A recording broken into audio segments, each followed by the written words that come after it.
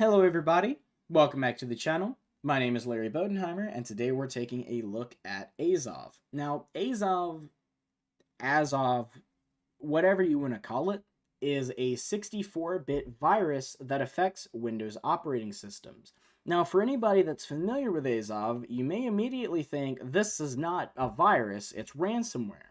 And normally you'd be correct. However, in this sense, it's been modified in such a way that it's no longer ransomware, and it's been modified just to be a file infecting virus, which is really cool to me. But before we get any further into the malware, we're going to take a look at it on the Threat Insights portal, courtesy of Nike Analytics, who is also the one that uploaded the malware. The malware name is Chrome_PWA launcher.exe. Last analyzed 1 day ago. The size is 1.42 megabytes, uploaded by Nike, and reputation of 0, as nobody has actually rated it. Threat score of 100. If we go down to detections, we can see Reversing Labs gives it malicious Win64.Virus.Azov, which is actually the wrong name for it. I can see why some of these companies are thinking that it is Expiro, because the infection method is relatively similar. But if we keep going, we'll see a lot more people are saying Azov anyway. If we go to virus total, this has a 50-50 detection. Detections virus.expiro/Azov is the popular threat label. Hatching triage gives it a score of 10 out of 10. Azov, adware, discovery, and persistence. Any run flags it as 100 out of 100. Threat level 2, malicious activity. Threat zone gives it a malicious score of 3. Kaspersky OpenTip again flags it as malware, but with no name. Unpack Me says it has 1 AV detection. And CyberFortress gives it a malicious confidence of 98.2% with shellcode, patch, Expiro, and virus. Now, if we go over to Virus Total, we can also take a look at a new feature, which is associations, if the browser wants to work today. And we can see that both JaffaCakes118 and Carlos Cabal have updated or uploaded IOCs that relate to Azov malware. Now, during testing, Jaffa's was like an hour old, so she's actually updated it.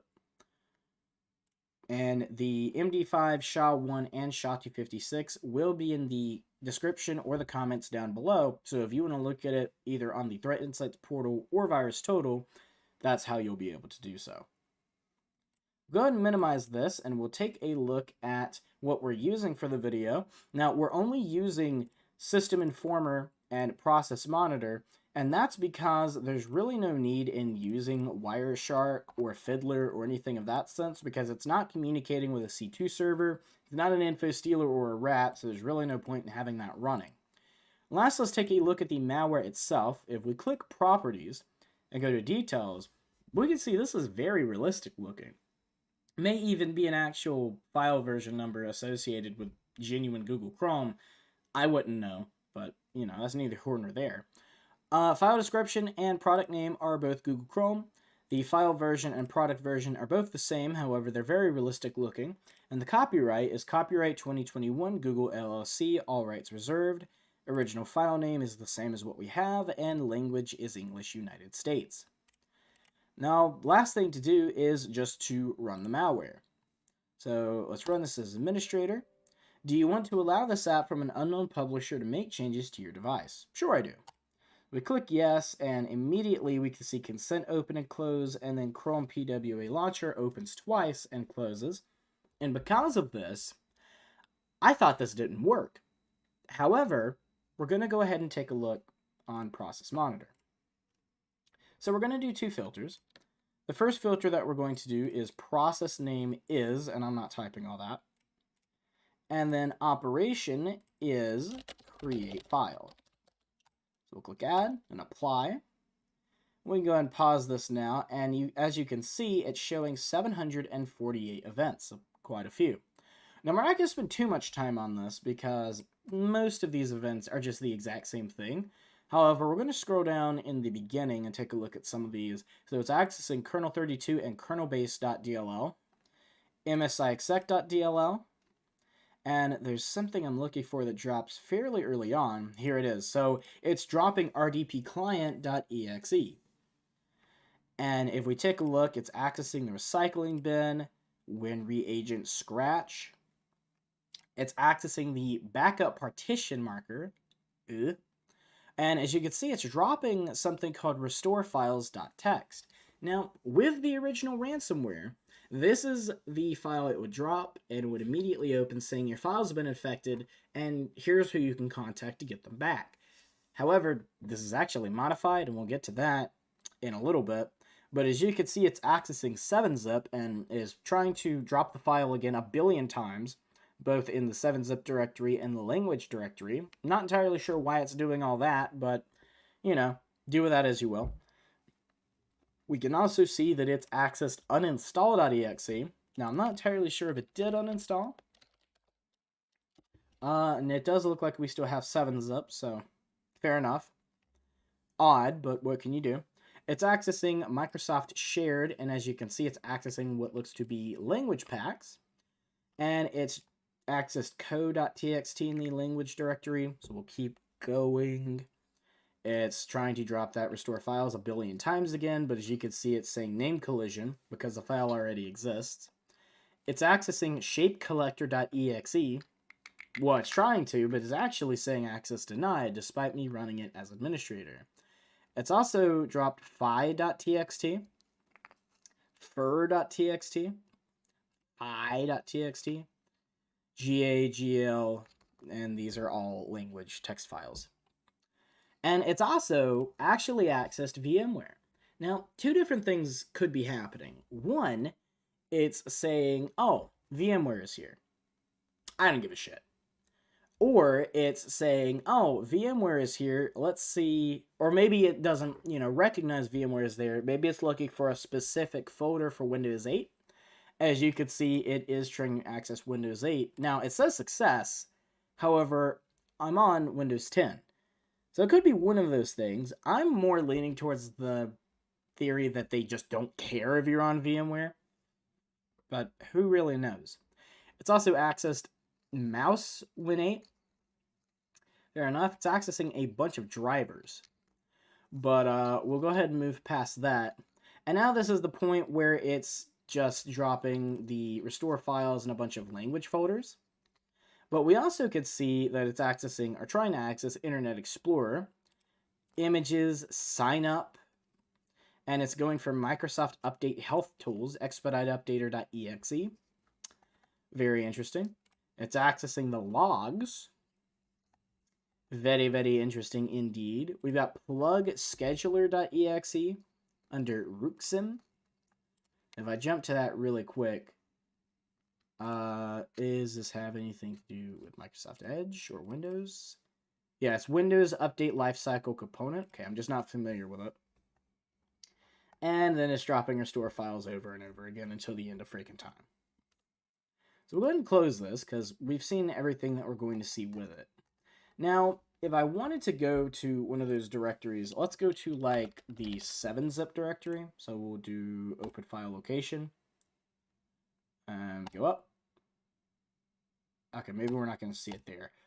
We need to find one of the places where it was dropped.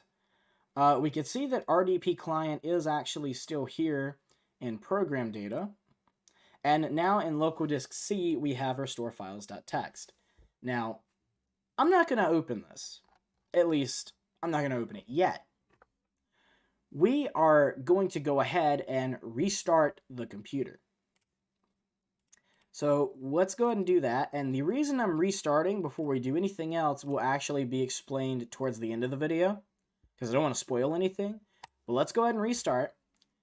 And we will see some new and interesting things. So once you restart, it actually opens up that text file, the one I mentioned earlier, and that was usually used for the ransom note. However, what's actually in the text file now can really only be described as schizophrenic nonsense.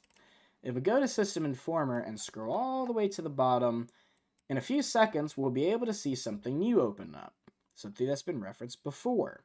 And you can see rdpclient.exe is now running in the background. And it's going to run full time, and whoa, where did my desktop go? And in a few seconds, you should see most of these icons, if not all of them, return to like the standard like .file, because it's actually going to overwrite every executable and DLL it can find with 666 bytes of just random nonsense. Haha, 666, that's the funny Satan number. And it gets, obviously more edgy. There are the files, and now we'll go ahead and open restore files.txt. And I'm going to read through the entire thing. Hello, all your files have been damaged without any possible way to recover. Feel free to commit suicide. So the malware immediately is just like, yeah, maybe you should kill yourself. So it's pretty based. We'll keep going. Why did you do this to my files? They asked me to do this. Is it the voices in your head? The voices are growing louder? The hatred is what makes me feel alive. That's what you secretly have fallen in love with. The hatred is the force that drives the life forward. The hell is my paradise. The suffer is the bliss. Others say the hate is what destroys yourself. I say that the hatred is eternal cure. So we've got either Ukrainian or Russian Joker, obviously. If you feel desperate you lost the files, use this despair to create the pain for others. Make them hate you. It is the source of your power. Do you think why the people go to schools and kill others? I have no idea what that even is trying to say. Why do people make terrorist ideologies? Why do governments covertly make you suffer? It's the essence of the future life. All we are immortal beings.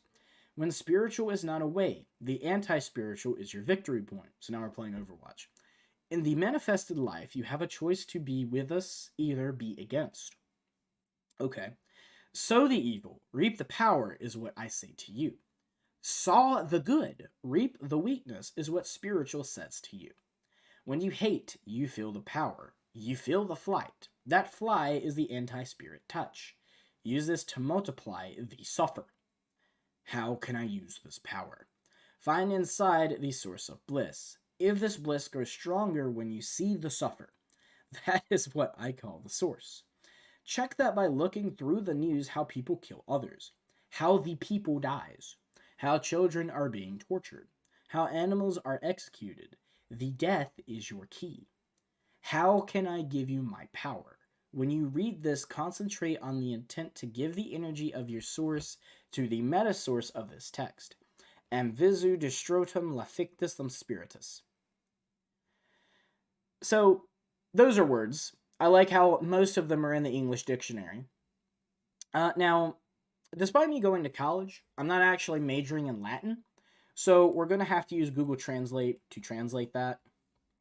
Let's go ahead and copy this last line. And we do not have Firefox open, but I'll go ahead and open that now.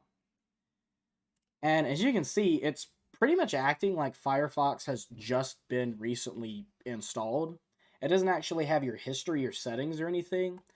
Doesn't outright delete Firefox, but you basically got a browser from scratch. So we're going to ignore all this and just open a new tab. And we're going to type Google Translate. As you can see, new tab doesn't actually have anything. And if we go to detect language, we'll paste that in and... okay. Very helpful, Google. Cool. Let's try something else. Latin to English translator. We'll do translate.com. We will paste it here. And it's going to translate to English. And it says, I see the throat of the fictive spirit. I'm about as confused as I was last time. I think I would be less confused if I just left it as Latin, but whatever. Fair enough. Apparently they have a daily free allowance now. Well, that's neither here nor there. Now, this is the same restore files that's dropped in all those directories, and as we can see, RDP client should still be running. Indeed it is. It's not doing anything because it's already done what it needs to. However, this will start up every time that you restart the computer. Now, at this point, you've probably figured out why I wanted to restart the computer first, before I read the text file. If you're still confused, this doesn't actually work when you install it, or run it for the first time, because it errors out, as you could see the Windows error reporting that we got the first time. it doesn't actually work. For some reason, you have to restart the computer for it to actually do its file infecting payload. Don't know why, that's just what happens. But now if we go to video tools, we can see that a lot of them have been overwritten. Not all of them. We still have System Informer and Process Monitor, which are the two that we needed. And it did not overwrite the malware. We can still open our browser. However, if we click any of these, the file does not have an app associated with it for performing this action. Please install an app, or if one is already installed, create an association in the default app page settings. If we open Task Manager, the Task Manager still opens. What about regedit? Yeah, regedit still opens too. But as you can see, the computer is pretty much toast. Whenever you restart the computer, rdpclient.exe is going to run again, and it's going to do the exact same thing. So while it didn't completely wipe your computer, it pretty much completely wiped your computer. The only thing that you can really do at this point is maybe you can install an antivirus and get rid of it, but if the antivirus doesn't work, and in this case it may not, then your best bet is just to reinstall Windows entirely.